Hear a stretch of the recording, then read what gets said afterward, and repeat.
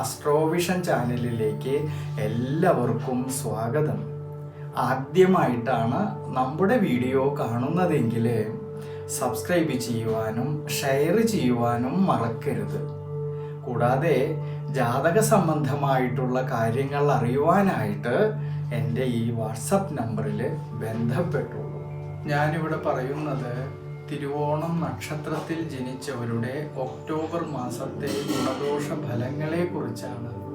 മകരം രാശിയിൽ വരുന്നതായ തിരുവോണം നക്ഷത്രക്കാരിലെ രാശ്യാധിപനായിരിക്കുന്നതായ ശനീശ്വരൻ വക്രഗതിയിൽ തൻ്റെ തന്നെ സ്വക്ഷേത്രമായിട്ടുള്ള ജന്മരാശിയിൽ നിൽക്കുന്നതായിട്ടുള്ളൊരു സമയമാണ് ഈ ഒക്ടോബർ മാസത്തിൽ. പൊതുവേ ശനീശ്വരനെ കൊണ്ട് കുറച്ചൊക്കെ ഗുണാനുഭവങ്ങളെ പറയാമെങ്കിലും തിരുവോണം നക്ഷത്രക്കാർക്ക് ഏഴരശനിയോട് ബന്ധപ്പെട്ട് കുറച്ചൊക്കെ ക്ഷീണാവസ്ഥയെയും ശ്രദ്ധിക്കേണ്ടതായിട്ടുണ്ട്. അതുകൊണ്ട് തിരുവോണം നക്ഷത്രക്കാര് ഈ ഒക്ടോബർ മാസത്തില് എന്തൊക്കെ പ്രവർത്തികൾ ചെയ്യുമ്പോഴും വളരെയധികം ശ്രദ്ധയോടും അർപ്പണ മനോഭാവത്തോടും കൂടിയിട്ട് ചെയ്യേണ്ടതായിട്ടുള്ളൊരു സമയമാണ്. കുടുംബാധിപതി കൂടിയാണ് ശനീശ്വരൻ. അതുകൊണ്ട് കുടുംബത്തില് ഈ സമയങ്ങളില് യാതൊരു വിധത്തിലുള്ളതായ അഭിപ്രായ ഭിന്നത വരാതെ പ്രത്യേകം ശ്രദ്ധിക്കേണ്ടതാണ്.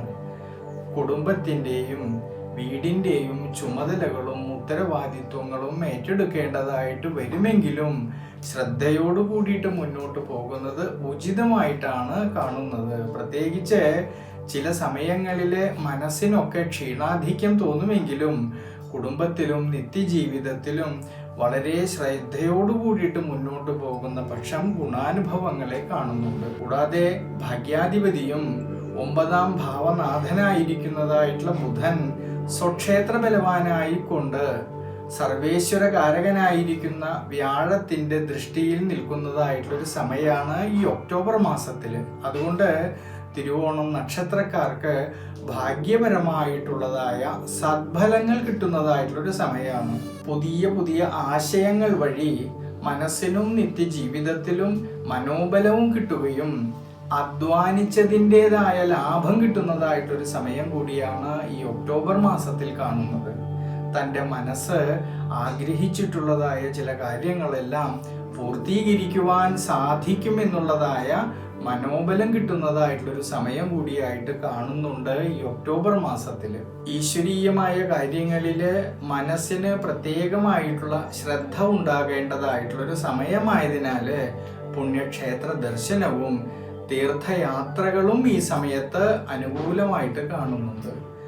ഭാഗ്യാനുഭവങ്ങളും ശുഭാനുഭവങ്ങളും ധർമ്മപ്രവർത്തികളാൽ ശ്രേയസ്സും അനുഭവിക്കേണ്ടതായിട്ടുള്ള സമയം കൂടിയായിട്ട് കാണുന്നുണ്ട് ഈ ഒക്ടോബർ മാസത്തിൽ. 3ാം ഭാവാധിപതിയും സഹായനാഥനുമായിട്ടുള്ളതായ സർവേശ്വരകാരകനായിട്ടുള്ളതായ വ്യാഴം സ്വക്ഷേത്ര ബലവാനായിക്കൊണ്ട് 3ാം ഭാവത്തിൽ നിൽക്കുന്നതായിട്ടുള്ളൊരു സമയമാണ് ഈ ഒക്ടോബർ മാസത്തിൽ. അതുകൊണ്ട് തിരുവോണം നക്ഷത്രക്കാർക്ക് ഈ സമയത്ത് തൻ്റെ കൂടെ നിൽക്കുന്ന സഹായികളിൽ നിന്നോ സഹോദര ബന്ധങ്ങളിൽ നിന്നോ സഹകരണ മനോഭാവം വഴി മനസ്സന്തോഷത്തിനുള്ളതായ സാധ്യതയും കാണുന്നുണ്ട്.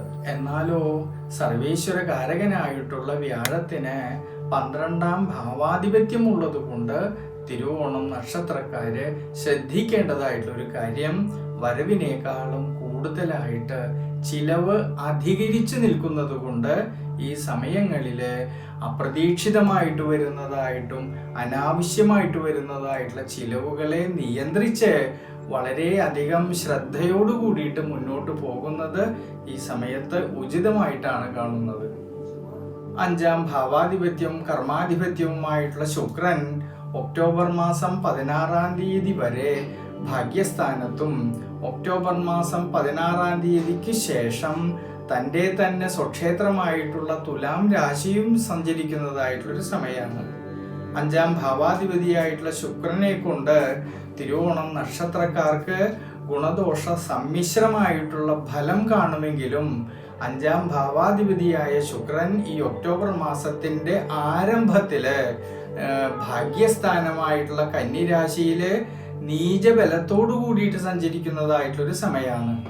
എന്നാലോ ഭാഗ്യാധിപതിയായിട്ടുള്ള ബുധൻ സ്വക്ഷേത്ര ബലവാനായിക്കൊണ്ട് നീചബലത്തിൽ നിൽക്കുന്നതായിട്ടുള്ള ശുക്രനോട് ചേർന്ന് സഞ്ചരിക്കുമ്പോൾ നീചഭംഗരാജയോഗം നിർമ്മിതമാകുന്നുണ്ട് ഈ ഒക്ടോബർ മാസത്തില്.